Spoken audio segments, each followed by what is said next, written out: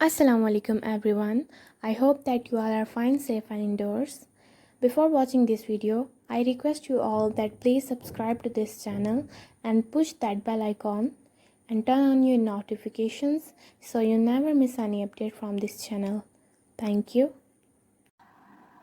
In this video, we will discuss about question number 2 of this exercise 6.1.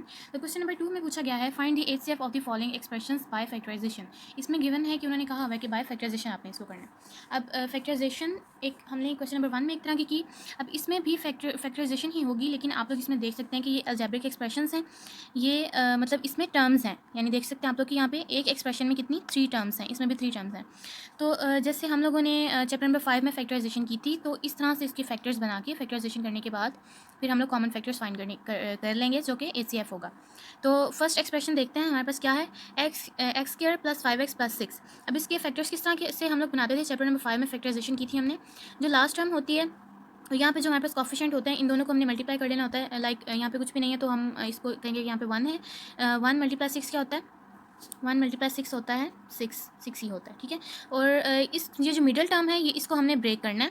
Middle term को break करते हैं इस तरह से, 2 ऐसे एक्सप्रेशन ऐड कर देते हैं कि जिनको ऐड या सब्ट्रैक्ट करने से हमारे पास मिडिल टर्म आए, लेकिन मल्टीप्लाई करें तो हमारे पास ये वाला नंबर आए। लाइक हमारे पास 6 इंटू 1 6 था, लेकिन यहाँ पे हमारे पास वेरिएबल क्या है, 6 एक्स स्क्वायर, तो हमारे पास एक्स स्क्वायर आएगा यहाँ पे, यानी 6x स्क्वायर, ठीक है।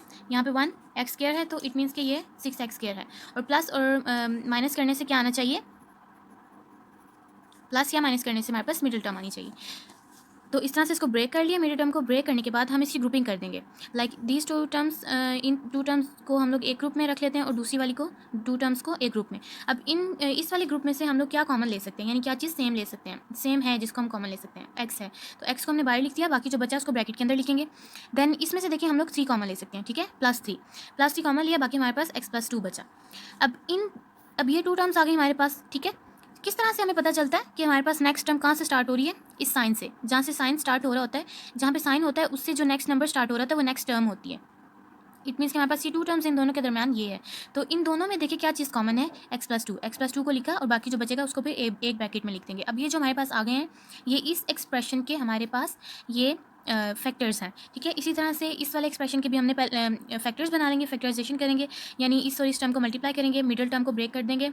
प्लस या माइनस करने से हमारे पास क्या आना चाहिए, -4x, और मल्टीप्लाई करने से -12x स्क्वायर आना चाहिए। इसी तरह से 2 की ग्रुपिंग करने के बाद कॉमन ले लेंगे। फिर 2 टर्म्स आ गई हमारे पास, इन 2 टर्म्स में से कॉमन क्या आ रहा था, x-6, और देन हमारे पास जो बचा था उसको एक ब्रैकेट में लिख देंगे। अब फैक्टर्स ऑफ इस टर्म के एंड देन फैक्टर्स ऑफ इस टर्म के, दोनों टर्म्स के फैक्टर्स लिखने के बाद हमारे पास कुछ इस तरह से ये फैक्टर्स आ गए। अब इसमें से कॉमन देखना है, ठीक है। आप चाहें तो लूपिंग भी कर सकते हैं, like I have done in question number 1। Loops भी बना सकते हैं, लेकिन अंडरलाइन कर लेंगे तो ज़्यादा नीट लगेगा, तो मैंने इसमें अंडरलाइन किया हुआ है अंडरलाइन किया हुआ है यहाँ पे, और इसको, यानी ये दोनों कॉमन है, तो एचसीएफ हमारा यही होगा, ठीक है। इसके सेकंड पार्ट में भी कुछ इसी तरह से होगा। अब हमारे पास इसमें 3 एक्सप्रेशंस हैं। जो फर्स्ट एक्सप्रेशन है वो है x³ -27। अब इस एक्सप्रेशन में हमने इसको कैसे फैक्टराइज करना है वो देखते हैं, थोड़ा सा इसका मेथड चेंज होगा। नेक्स्ट वाला है x² + 6x - 27, ये उसी मेथड से होगा जैसे हमने प्रीवियस क्वेश्चन में किया है। देन है 2x² - 18, इसका भी थोड़ा सा मेथड चेंज होगा। तो देखते हैं कि हमने इसकी फैक्टराइजेशन किस तरह से करनी है। अब आप लोग देख के आप लोगों को पता चल जाना चाहिए, अगर आप लोगों ने चैप्टर नंबर 5 अच्छे से अंडरस्टैंड किया है, उसकी प्रैक्टिस की है, तो आपको देखते पता चल जाना चाहिए कि किस फार्मूला के अकॉर्डिंग हमने इसकी फैक्टराइजेशन करनी है। अब x³ जो है वो किसका, x का क्यूब है, तो 27 किसका, 3 का क्यूब है। तो अब इसको हमने a³ - b³ वाले फार्मूला के अकॉर्डिंग इसको चेंज करना है, जो कि हमारे पास क्या था, a - b into a² + a into b + 3b²। तो इसी तरह से इसकी वैल्यूज़ ए बी की जगह पे जो हमारे पास ये वैल्यूज़ दी गई हैं x एंड 3, वो पुट किए हैं, ठीक है। उसके बाद इस वाली को सॉल्व कर लिया, तो हमारे पास ये 2 फैक्टर्स आ गए हैं इस टर्म के। नेक्स्ट इस टर्म को हमने उसी मेथड से सॉल्व करना है, मिडिल टर्म ब्रेक की है, ठीक है, और फिर कॉमन लेने के बाद ग्रुपिंग करने के बाद कॉमन लिया, कॉमन लेने के बाद जो 2 ग्रुप्स बाकी हमारे पास आए थे उसमें से जो कॉमन था वो लिख के, और बाकी जो बचेगा उसको नेक्स्ट वाली ब्रैकेट में लिख लेंगे, ठीक है। अब ये 2 किसके फैक्टर्स आ गए इस टर्म, इस एक्सप्रेशन के। नेक्स्ट थर्ड वाला जो हमारे पास एक्सप्रेशन है, उसमें फर्स्ट वाला देखिए, ना ही वो किसी का स्क्वायर बनता है, ना ही किसी का वो क्यूब बनता है। तो इस तरह के क्वेश्चन के लिए हम लोग क्या करते थे, कॉमन ले लेते थे पहले से ही, ठीक है।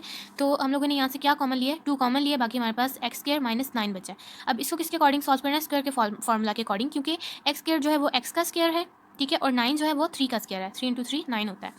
तो ये किसके इक्वल हो गया, ए स्क्वायर माइनस बी स्क्वायर के। तो अब इसको एक दफ़ा प्लस में लिखेंगे और एक दफ़ा माइनस में, पहले प्लस में लिख लें बाद में लिख लें, दोनों तरह से ठीक होता है। तो ये हमारे पास इसके ये 3 फैक्टर्स आ गए, यानी 2 और ये दोनों। ठीक है, अब हम इन तीनों के जो फैक्टर्स हैं उनको लिखेंगे। तीनों एक्सप्रेशन के फैक्टर्स को कुछ इस तरह से लिख लेंगे। ठीक है, तीनों को लिखने से देखें हमारे पास पता चल रहा है हमें कि तीनों एक्सप्रेशन में x-3 जो है वो कॉमन आ रहा है। तो इसका जो HCF है वो हमारे पास क्या होगा, x-3। ठीक है, नेक्स्ट है इसका थर्ड पार्ट में भी 3 एक्सप्रेशंस गिवन हैं। ठीक है, इसमें हम लोग पहले इसको देखेंगे कि हम लोग किस तरह से इसको सॉल्व करना है, एक्सप्रेशन को देख के कौन सा फार्मूला यूज़ हो सकता है या किस तरह से। अच्छा, फर्स्ट एक्सप्रेशन देखते हैं क्या है, x³ minus 2x² plus x। पहले इसको फैक्टराइज करते हैं। सबसे पहले आप लोग देखें कि इसकी जो लास्ट वाली टर्म है वो x है, यानी हमारे पास यहाँ पे एक नंबर होना चाहिए जो कि नहीं है। तो उसके लिए क्या करेंगे, हम लोग x को कॉमन ले लेंगे। अब ये उसी फॉर्म में आ गया क्वेश्चन हमारे पास, जिस तरह से प्रीवियस क्वेश्चन था उस क्वेश्चन में थे इस तरह के एक्सप्रेशंस, तो ये उसी फॉर्म में आ गया हमारे पास।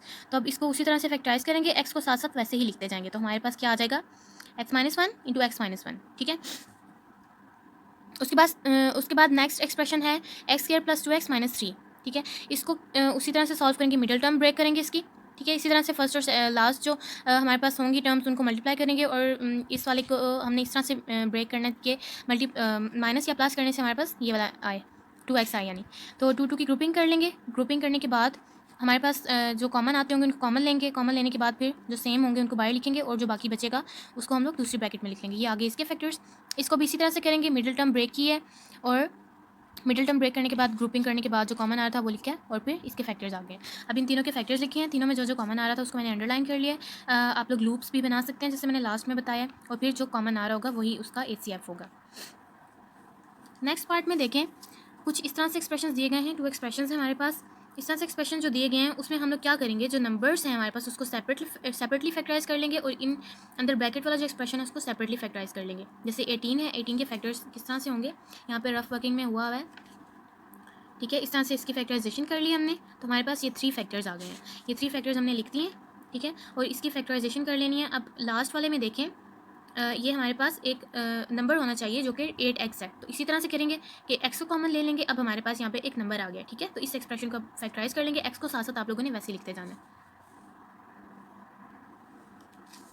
इस तरह से इसको फैक्टराइज कर लिया तो हमारे पास क्या आ गया, x-8 इंटू y-1। x को वैसे ही साथ साथ लिख रहे थे, तो जब हम लोग इसको जो बिग ब्रैकेट है इसको ख़त्म करेंगे तो 3 के साथ x को लिख देंगे। ठीक है, इस तरह से फिर ये हमारे पास फैक्टर्स आ गए उसके। नेक्स्ट इस टर्म को भी आपने इसी तरह से करना है कि जो नंबर होगा हमारे पास उसको अलग से उसकी फैक्टराइजेशन करनी है और जो एक्सप्रेशन होगा उसकी अलग से कर देनी है। ठीक है, और फिर मिडिल टर्म ब्रेक करने के बाद जो आएगा उसको इस तरह से लिख देना है। इस तरह करने के बाद हमारे पास इस नंबर के फैक्टर्स आ गए हैं, और दोनों के फैक्टर्स लिखने के बाद जो कॉमन आ रहा होगा उसके लूप्स बना लें या अंडरलाइन कर लें, जिस तरह से आपको इजी लगता है। ठीक है, तो अब ये देखें दोनों में 2 कॉमन आ रहा था, 2 लिखा है, 3 कॉमन आ रहा था, 3 लिख दिया। और कौन सा एक्सप्रेशन कॉमन आ रहा है, x-1, तो इसको कॉमन आ रहा था उसको लिख दिया। अब इसको फर्दर मल्टीप्लाई करेंगे तो हमारे पास क्या आंसर आया है, 6 इंटू x-1। ये हमारा HCF है। नेक्स्ट इसका जो 5th पार्ट है उसमें भी इसी तरह से 2 एक्सप्रेशंस गिवन है। ठीक है, और इन एक्सप्रेशंस में भी आप लोग इसी तरह से करेंगे, जो नंबर होगा हमारे पास उसको सेपरेटली फैक्टराइज कर लेंगे रफ वर्किंग में। ठीक है, दूसरे के लिए भी, और अंदर वाला जो होगा उसको पहले आप लोगों ने लास्ट टर्म देखनी है कि हमारे एक्सप्रेशन के अकॉर्डिंग है कि नहीं। ठीक है, अब यहाँ पे देखें x² दिया गया है जबकि हमें खाली नंबर चाहिए था यहाँ पे, तो यहाँ पे हम लोग क्या करेंगे, x² को कॉमन ले लेंगे फैक्टराइज करने के बाद। ठीक है, पहले आप लोगों का जो फोकस है वो नंबर की फैक्टराइजेशन पे होना चाहिए। नंबर को फैक्टराइज कर लिया तो उसके बाद फिर ये जो अंदर ब्रैकेट वाला एक्सप्रेशन है उसको आप लोग फैक्टराइज करेंगे।